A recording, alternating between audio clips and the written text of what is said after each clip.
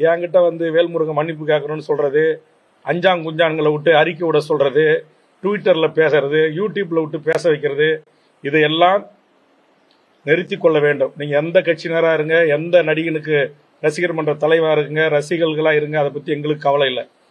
அண்ணன் வேல்முருகன் அவர்கள் வந்து நான் மன்னிப்பெல்லாம் கேட்க முடியாது அப்படின்னு பகிரங்கமா சொல்லிட்டாரு. தமிழக வாழ்வுரிமை கட்சியினுடைய தலைவர் வேல்முருகன் அவர்கள் 2 நாளைக்கு முன்னாடி அவர் பேசின அந்த ஆபாச பேச்ச கேட்டோம் அப்படின்னா நமக்கே வந்து ஏன் இப்படி எல்லாம் பேசுறாருங்கிற மாதிரி தோணும். ஒரு வயசு பொண்ணை கூட்டு போறான், நாளைக்கு ஒரு 3 மாசம் கழிச்சு +2 முடிச்சு டிகிரி முடிச்சு போய் கல்லூரி பெண்களை கூட்டு போறான். அறிவு வேணாம் தமிழனுக்கு? அவன் பெத்து வளர்த்து ஒரு ஆளாக்கிய பெண்ணு, நாளைக்கு மாற்றான் மனைவியாக வாழ வேண்டிய ஒரு பெண்ணு, அப்பா இறகல ஆத்தா இறகல ஆயிரக்கணக்கான ஊடக பத்திரிகை இறகல ஒரு சினிமா கூத்தாடி பையனை கட்டி பிடிச்சி லிப்ஸ்டிக் கொடுக்கல அனுமதிக்கிற, இது கூட்டி கொடுக்குற தொழில் செய்யலாம் இல்ல? எந்த நடிகனுக்கு செய்யறது? இது என்ன ஈன பிறவி? தமிழுடைய பிறவியா இது? அப்படியே விஜய் அண்ணா எப்படி இதெல்லாம் பெற்றோர்கள் அனுமதிக்கிறீங்க? இதுவா தமிழ் சமூகம்? அதற்கு வந்து மன்னிப்பு வேற கேட்க முடியாதுன்னு சொல்லி விளக்கம் வேற ஒண்ணு கொடுத்திருக்காரு. அவர்கிட்ட நமக்கு கேட்கறதுக்கு சில கேள்விகள் இருக்கு. இப்படி தமிழ் சமூகத்தின் மீது தீராத அக்கறை கொண்ட வேல்முருகன் அவர்களுடைய கண்ணில் விஜய் விருது வழங்கும் விழா மட்டும்தான் பட்டிருக்கு. அதை தாண்டி தமிழ்நாட்டிலேயே கலாச்சாரத்தை சீரழிக்கிற மாதிரி பல விஷயங்கள் நடந்துகிட்டு இருக்கு. அதெல்லாம் ஏன் படலை அப்படிங்கிறத நம்ம வீடியோவோட விலாவரியா பார்க்க போறோம்.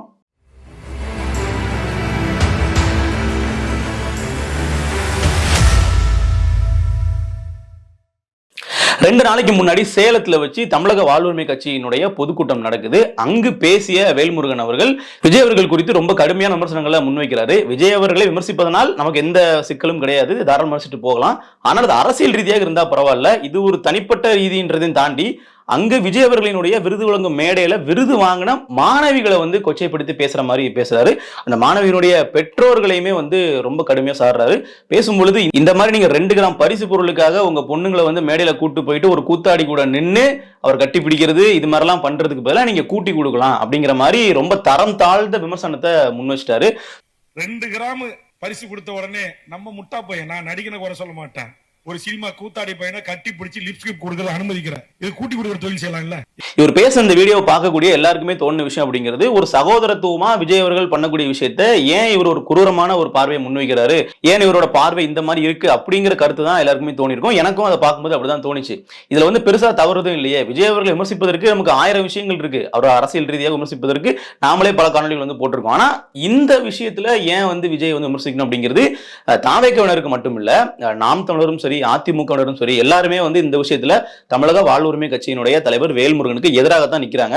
இப்ப நமக்கு இன்னொரு சில கேள்விகளும் அண்ணன் வேல்முருகன் அவர்கள்கிட்ட கேட்க வேண்டியிருக்கு. அவர் வந்து பேசும்போது பாத்தீங்க அப்படின்னா, இதுவா தமிழ் கலாச்சாரம், இதுவா வந்து நம்மளுடைய தமிழ் பெண்களினுடைய வீரம் அப்படிலாம் சில வசனங்கள்லாம் விடுறாரு. அதை பார்க்கும்போது நமக்கு என்ன தோணுது அப்படின்னா, அண்ணா இப்ப நடந்துட்டு இருக்கிறது திராவிட மாடல் ஆட்சி. இந்த திராவிட மாடல் ஆட்சியில என்னென்ன கூத்து நடக்குது அப்படிங்கிறத நீங்க பார்த்துட்டு தான் இருக்கீங்களா, இல்ல அதெல்லாம் வந்து உங்க கண்களுக்கு வரலையா அப்படிங்கிறது எனக்கு தெரியல. கொஞ்ச நாளைக்கு முன்னாடி சேகர்பாபு அவர்கள் வந்து சூப்பரா ஒரு செட்டப் ஒண்ணு பண்ணியிருந்தாரு நம்ம திராவிட முதல்வர் ஸ்டாலின் அவர்களுக்காக. ஸ்டாலின் அவர்கள் வர்ற இங்க வந்து பாத்தீங்கன்னா பெண்கள் வந்து நடு சாலையில இருந்து கையில வந்து பணம் பொருள் எல்லாம் வச்சுட்டு ஸ்டாலின் வந்து எங்களுக்கு இந்த மாதிரிலாம் பண்ணி கொடுத்துருக்காருன்னு சொல்லி பாட்டு பாடி ஆட்டம் ஆடுறாங்க. எல்லாருமே காசு வாங்கிட்டு கூத்தாடுறாங்கன்றதான் உண்மை. அதாவது ஒரு ஜூனியர் ஆர்டிஸ்ட் மாதிரி காசு வாங்கிட்டு இது மாதிரி பண்றாங்க.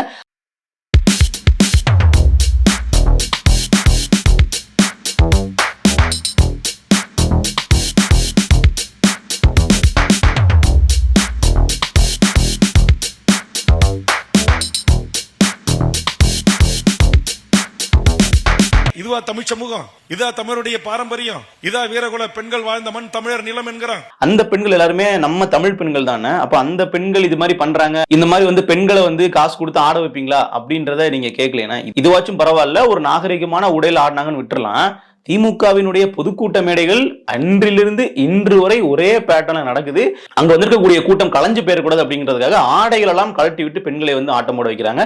அது இன்றும் தொடருது. பல கூட்டங்களை நம்ம காட்ட முடியும். ஒரு சில வீடியோக்கள் நீங்க இதுல பாருங்க.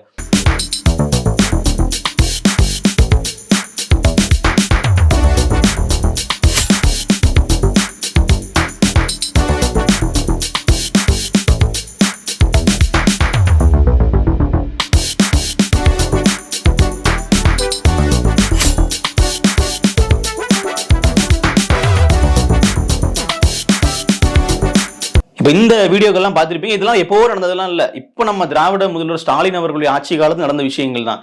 அப்போ இந்த மாதிரி பெண்களை மேடையில் ஏற்றி அரைகுறை ஆடையுடன் ஆட வைப்பதனால் தமிழ் கலாச்சாரம் சீரழிந்து விடாதா அப்படிங்கிற கேள்விகள்லாம் இருக்குல்ல. சோ இதெல்லாம் எதுக்கு நம்ம சொல்றோம் அப்படின்னா, விஜய் அவர்களை வேல்முருகன் அவர்கள் தாக்கி பேசுறதுக்கு இங்க ஒரு அரசியல் இருக்கு. அப்போ அந்த அரசியல் காரணத்துக்காக நீங்க பேசிட்டு தமிழ் கலாச்சாரத்தை நான் மீட்கிறதுக்காக பேசுறேன்னு சொல்ற போதுதான் நமக்கு சில முரண்களா அதுல தெரியுது.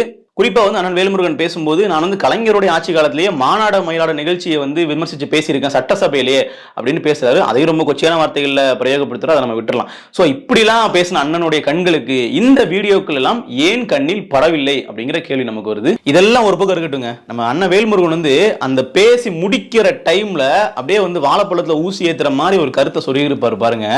அதை நீங்களே என்னன்னு கேளுங்க. இந்த சினிமாக்காரர்களை ஒப்பிடுகின்ற போது இந்த நாட்டில் இங்க இருக்கிற இந்த சாலை, இந்த மேம்பாலங்கள், இந்த மெடிக்கல் கல்லூரி, இந்த அரசு கல்லூரி, இந்த இன்ஜினியரிங் கல்லூரி, இந்த அரசுடைய திட்டங்கள் இத்தனையும் கொண்டு வந்தது இங்க இருக்கிற தமிழ்நாட்டில் இருக்கிற அரசியல் கட்சிகள், திராவிட இயக்கங்களின் பங்கு இருக்கா இல்லையா? பார்த்தீரா, அவர் பாடிய துதியை கவனித்தீராங்கிற மாதிரி இருக்கு. அதாவது விஜய் விமர்சிக்கிறீங்க, ஓகே, திராவிட கட்சிகள் என்ன பண்ணா என்னங்க? அவர்கள் பாத்தீங்கன்னா இந்த மாதிரி நமக்கு ரோடு போட்டு கொடுத்திருக்காங்க, சாலை போட்டு கொடுத்திருக்காங்க, ஒரு கூத்தாடி பின்னாடி போறதுக்கு இவர்கள் பின்னாடி போகலாமே அப்படின்ற ஒரு கருத்தை முன்வைக்கிறாரு. இங்கதான் நமக்கு சந்தேகமே வருது. அதாவது விஜய்க்கு ஓட்டு போடாதீங்க, திமுகவுக்கு ஓட்டு போடுங்க, அதுதானே உங்களோட கோரிக்கையா இருக்கு. அந்த இடத்துல தானே நீங்க அந்த பேச்சையை முன்வைக்கிறீங்கன்றதான் அவங்க பார்வை. தமிழ் கலாச்சாரத்துக்காக நீங்க பேசுறீங்க அப்படின்னா திமுக பண்ண விஷயங்களை சுட்டிக்காட்டி நம்ம பேசிருக்கணுமா இல்லையா? கலைஞர் காலத்துல பேசுறீங்க, ஓகே, வாழ்த்துக்கள், அது கரெக்டான விஷயம் தான். ஆனா இப்ப இருக்கிறதே நம்ம பேசணுமா இல்லையா? நம்ம திராவிட முதல்வர் ஸ்டாலின் அவருடைய ஆட்சி காலத்துல ஒவ்வொரு திமுக மேடைகள்லயுமே பெண்கள் அரைகுறை ஆடையோடு ஆட்டம் ஆட வைக்கப்படுகிறார்கள். ரோட்ல பெண்களுக்கு காசு கொடுத்து ஆட வைக்கிறாங்க. அப்ப இதெல்லாம் நம்ம தட்டி கேட்கணுமா இல்லையா? அப்ப இந்த இடத்துல தமிழ் பெண்களின் வீரம் எங்கே அப்படின்னு நம்ம பேசணும்ல. அங்க நம்ம பேசல, அமைதியா போறோம்ல. இது அமைதியா போறதுங்கிற தாண்டி நான் திமுகவை அப்பப்போ எதிர்த்து பேசுறதுனால என்னமோ திமுக எதிராக பேசுற நினைச்சுக்கிட்டு இருக்கீங்க. ஆனா நான் அப்படிலாம் கிடையாது. திராவிட முன்னேற்ற கழகம் அப்படிங்கிறது எங்களால் ஆரம்பிக்கப்பட்ட கட்சி தான், நாங்க தான் அந்த கட்சி தான் நாங்கன்ற அளவுக்கு நீங்க திமுகவுக்கு முட்டு கொடுத்து பேசுறீங்க. அப்படி இருக்கும்பொழுது வெளியே இருந்து பாக்குற எங்களுக்கு எப்படி தோணும்? ஓ, இவர் திமுக ஆதரிக்கிறாரு, விஜய் திமுக எதிர்க்கிறாரு, அதனால திமுக சொல்லி விஜயை எதிர்க்க வைக்கிறாங்க அப்படின்னு எங்களுக்கு தோணுமா இல்லையா? அது ஒரு நியாயமான லாஜிக்கலான ஒரு கேள்வி தானே. அதுலயும் அண்ணன் வேல்முருகன் அவர்கள் குறித்து எனக்கு ஒரு மிகப்பெரிய ஒரு நன்மதிப்பு ஏற்பட்டுச்சு. எப்ப அப்படின்னா, சட்டசபையில என்னுடைய தொகுதி பிரச்சனைகளை நீங்க இன்னும் கேட்கறதே இல்ல, பண்ருட்டில நான் ஒரு பல்கலைக்கழகம் அமைச்சு கேட்டுட்டு இருக்கேன், இன்ன வரைக்கும் நீங்க இதை பண்ணவே இல்லை அப்படி இப்படின்னு சொல்லி சட்டசபையிலேயும் காட்டாம பேசியிருந்தாரு. வெளியே பத்திரிகை சந்திப்பு கொடுத்திருந்தார். என் தொகுதிக்கு இதுவரையில் தங்கள் துறையிலிருந்து ஒரு சிறு அளவு கூட எந்த நற்பணிகளும் நடைபெறவில்லை. மாண்புமிகு பேரவைத் தலைவர், மாண்புமிகு உறுப்பினர் அதை நீக்கிடுவாங்க. ஒரு சிறு அப்படி சொல்லக்கூடாது. செய்யலன்னா செய்யல தானே சொல்லணும். பேரவைத் தலைவர் எதை செய்யல நீ சொல்லணுமே தவிர பொதுவா சொல்லக்கூடாது. அதை பார்க்கும்போது என்னன்னா, பரவாயில்லப்பா, கூட்டணியில இருந்துகிட்டே இவ்வளவு துணிச்சலா பேசுறாரு, அப்ப பரவாயில்ல, ஒரு ஆண்மையான தலைவர் அப்படின்னு நினைச்சிட்டு இருந்தோம். அந்த விஷயம் நடந்து கொஞ்ச நாள்ல தான் பாத்தீங்கன்னா அப்படியே ஒரு அந்தர் பெல்ட்டி அடிச்சு, நான் திமுக எதிராக பேசுவதனால் கூட்டணி மாறுவேன் என்றோ இல்ல இங்கிருந்து வெளியேற நடத்தி விடாதீர்கள் அப்படிங்கிற மாதிரி நம்ம திருமாவளவனுடைய டோன்ல அப்படியே வேல்முருகன் அவர்களும் பேசி திமுகவுக்குள்ளே சரண்டர் ஆயிடாருன்னு நம்ம சொல்லலாம். ஸோ இப்படிப்பட்ட சூழலை இருந்துகிட்டு நீங்க விஜய் அவர்கள் இது மாதிரி பண்றாரு, மேடை ஏறி ஒரு பெண் பிள்ளைகளை நாளைக்கு வருங்கால தலைமுறைகளை இந்த மாதிரி சீர்கெடுக்கிறாங்க பெற்றோர்கள், அது கொச்சையான வார்த்தையோட பயன்படுத்துறது, அதை நம்ம திருப்பி சொல்ல வேண்டாம். ஸோ இப்படிலாம் சொல்லி பேசுறது அப்படிங்கிறது அந்த பெற்றோர்களினுடைய மனசையும் புண்படுத்தும், அந்த மாணவிகளுடைய மனசையும் புண்படுத்தும். இதன் அடிப்படையில ஓகே, நான் ஒரு ஆவேசத்துல பேசிட்டேன், அதை நான் வருந்துறேன்னு சொல்லி கூட முடிஞ்சு போச்சு, நான் அப்படிதான் பேசுவேன், அஞ்சான் குஞ்சான்களை வச்செல்லாம் எனக்கு மிரட்டல் பார்க்காதீங்க, நீங்க விமர்சனம் பண்ணாதீங்கன்ற மாதிரி சொல்றாங்க. இது விஜய் ரசிகர்கள் மட்டுமே இதை கேட்கல அப்படிங்கறத நம்ம நினைவுபடுத்திக்கிறோம். என்னன்னா, பொதுத்தளத்துல இருந்து பலருமே இந்த பேச்சை அவர்கள் யாருமே ஆதரிக்க மாட்டாங்க. நிச்சயமா தவிர்த்திருக்கப்பட வேண்டிய ஒன்று அப்படின்னா எல்லாருமே சொல்லுவாங்க. நம்மளுடைய கருத்துமே அதுவா தான் இருக்கு இந்த விஷயத்துல.